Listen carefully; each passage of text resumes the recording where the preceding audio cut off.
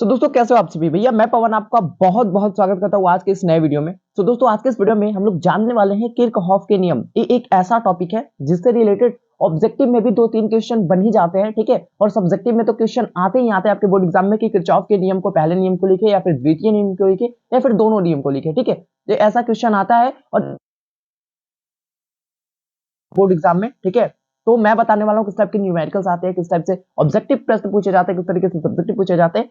तो सबसे पहले जरूरी है समझना कि किरचॉफ का नियम होता क्या है, इसको आप समझ लो। फिर उसके बाद ऑब्जेक्टिव की जहां तक बात रही वो भी आप बना लोगे, सब्जेक्टिव की जहां तक बात रही वो भी आप कर लोगे, न्यूमेरिकल की जहां तक बात रही वो भी आप कर लोगे, ठीक है। और मैं आपको लास्ट में टाइप भी बताने वाला हूँ कि किस टाइप से क्वेश्चन आते हैं आपके बोर्ड एग्जाम में। तो सबसे पहले किरचॉफ के दो नियम है, ठीक है, याद रखना किरचॉफ के दो नियम है। और इन्होंने दोनों नियम का जो प्रतिपादन है वो 1842 ईस्वी में किया था, ठीक है। तो आइए कुछ चीजें और समझते हैं। यहाँ पे जटिल परिपथ के, देखो ये नियम नहीं है, मैं आपको कुछ डिटेल बता रहा हूँ, ठीक है, किरचॉफ के नियम के बारे में। तो जटिल परिपथ के विद्युत धारा और विभवांतर ज्ञात करने के लिए 1842 ईस्वी में रॉबर्ट किरचॉफ नामक वैज्ञानिक ने दो नियम का प्रतिपादन दिया, ठीक है, जिसे किरचॉफ का नियम कहते हैं। ये भैया नियम नहीं है, समझो, ये छोटा सा बस डिटेल है इसके बारे में कि कब नियम प्रतिपादन हुआ था, किसने किया था, ठीक है। तो 1842 ईस्वी में नियम का प्रतिपादन हुआ था जी, किसने करा था? तो रॉबर्ट किरचॉफ नामक वैज्ञानिक थे, उसी ने करा था, ठीक है। दो नियम का प्रतिपादन किरचॉफ के नियम का। तो पहला नियम क्या है? पहला नियम यहाँ पे आप सभी के सामने दिख रहा होगा, पहला नियम यही है जी, ठीक है। पहला नियम यही है। पहला नियम क्या है? पहला नियम है कि किसी विद्युत परिपथ में, ध्यान से समझो, किसी विद्युत परिपथ में, ठीक है, किसी विद्युत परिपथ में किसी बिंदु पर मिलने वाली धाराओं का जो बीजीय योग होता है वो शून्य होता है। कोई भी परिपथ है, अगर उस पे जितना भी धारा आ रहा है उन सभी का योग शून्य होता है, उन सभी का योग जो होता है वो जीरो होता है, ठीक है। उस पर एग्जाम्पल में मैं आपको कराऊंगा, क्लियर हो जाएगा। तो यहां से नियम के अनुसार आपको पता चला क्या कि आई बराबर जीरो, ठीक है, आई बराबर जीरो, वही यहाँ पे लिखा हुआ है सिग्मा आई बराबर जीरो। तो चीजें यहां से आप सभी को क्लियर हुआ, ठीक है। अब इस पे एक क्वेश्चन है। अभी हमने क्या जाना कि किसी परिपथ में किसी जंक्शन पे, ठीक है, आने वाली धाराओं का जो बीजीय योग होता है वो शून्य होता है, अभी तो हमने ये जाना। लेकिन यहाँ पे क्या लिखा हुआ है कि किसी विद्युत परिपथ में किसी जंक्शन पर आने वाली धाराओं का योग बराबर होता है, ठीक है। समझो, मैं आपको समझा रहा हूँ कैसे क्या चीज हो रहा है। देखो, चाहे तो आप इसको ऐसे भी लिख सकते हो, पहला तरीका ये है इसको लिखने का, ठीक है। दूसरा तरीका ये है इसको लिखने का। तो दो तरीके हैं यहाँ पे, ठीक है। आप जैसे चाहो वैसे भी लिख सकते हो। पहला चीज क्या करो, यहाँ पे जो भी धाराएं आ रही है, सबसे पहले तो यहाँ पे हुआ क्या, जो भी धाराएं आती है, देखो जंक्शन है, कोई पॉइंट है, ठीक है, इस परिपथ में जो भी धाराएं आएगी, अगर धाराएं आएगी तो आप उसे प्लस में लिखोगे, ठीक है। और जो भी धाराएं जाएगी, जैसे कि यहाँ पे धारा आ रही है तो I2 प्लस में लिखाएगा, यहाँ पे धारा आई है आ रही है तो I1 प्लस में लिखाएगा, ठीक है। लेकिन यहाँ पे I5 और I4 और I3 धाराएं क्या हो रही है, बाहर जा रही है, ठीक है, निकल रही है। तो यहाँ पे हम लोग माइनस का यूज करेंगे। तो अभी आपने क्या जाना, अभी आप सभी ने क्या जाना कि बीजीय योग शून्य होता है कोई भी जटिल परिपथ में, ठीक है। कुल धाराओं का बीजीय योग क्या होता है, शून्य होता है। जैसे देखो यहाँ पे I1 है तो I1 प्लस I2 प्लस, ठीक है, और प्लस करो, ठीक है। I3 क्या हो रहा है, जा रहा है, तो इसे मैं माइनस में लिखूंगा I3, ठीक है। फिर प्लस करो, I4 क्या हो रहा है, जा रहा है, तो इसे भी मैं माइनस में ही लिखूंगा, तो I4। फिर प्लस करो, ठीक है। I5 क्या हो रहा है, जा रहा है, तो इसे भी मैं माइनस में ही लिखने वाला हूं, ठीक है। तो अब यहाँ पे करोगे तो आपके सामने क्या रिजल्ट आएगा, I1 जोड़ I2 माइनस का I3, ठीक है, माइनस का I4 और माइनस का I5। तो समझ गए, यही आपका किरचॉफ का पहला नियम होता है। चाहे तो, ठीक है, यहाँ पे तो समझ गए, इतना बराबर जीरो कर दिया मैंने, ठीक है, इतना बराबर जीरो हो जाएगा क्योंकि बीजीय योग क्या होता है, शून्य होता है ना, तो योग करके मैंने जीरो कर दिया। अब क्या करो, आप ऐसे I1 I2 कर दो, ठीक है, और माइनस वाले टर्म को आप उधर भेज दोगे तो ये सारे टर्म क्या किस चीज पे हो जाएंगे, प्लस पे हो जाएंगे, देख लो आप यहाँ पे। तो यही किरचॉफ का नियम होता है, बस सिंपल सा नियम है, ठीक है। किसी विद्युत परिपथ में किसी बिंदु पर मिलने वाली जो धारा होता है उसका बीजीय योग क्या होता है जी, शून्य होता है, ठीक है, शून्य होता है। तो यहाँ पे देख रहे हो ना, इन सभी धाराओं का बीजीय योग शून्य होता है, ठीक है। तो बस यही चीज है आपका।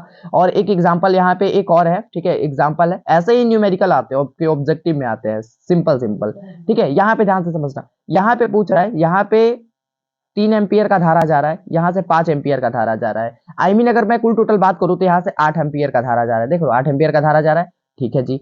8 एम्पियर का धारा जा रहा है जिसमें से 2 एम्पियर आपका बाहर निकल गया, 3 एम्पियर भी बाहर निकल गया, तो 2 और 3 कितना निकला, 5 एम्पियर बाहर निकल गया, तो क्यू का वैल्यू कितना हुआ, 3 एम्पियर ना। तो समझ गए, क्यू का वैल्यू समझ गए। यहाँ पे समझो, यहाँ से ये मत समझो कि 5 एम्पियर भी आ रहा है, 3 एम्पियर भी आ रहा है, 8 एम्पियर भी आ रहा है, ऐसा नहीं है। यहाँ पे जो 5 एम्पियर और 3 एम्पियर आ रहा है ना, उसी को यहाँ पे 8 एम्पियर दिखाया गया है, ठीक है, इन दोनों को जोड़ के ही। तो 8 एम्पियर हमारा आ गया, जिसमें से 2 एम्पियर बाहर निकल गया, 3 एम्पियर, यानी कि कुल टोटल 5 एम्पियर बाहर निकल गया, तो मेरे पास बचे 3 एम्पियर, ठीक है। तो क्यू का वैल्यू हमारा 3 एम्पियर आ गया, ठीक है।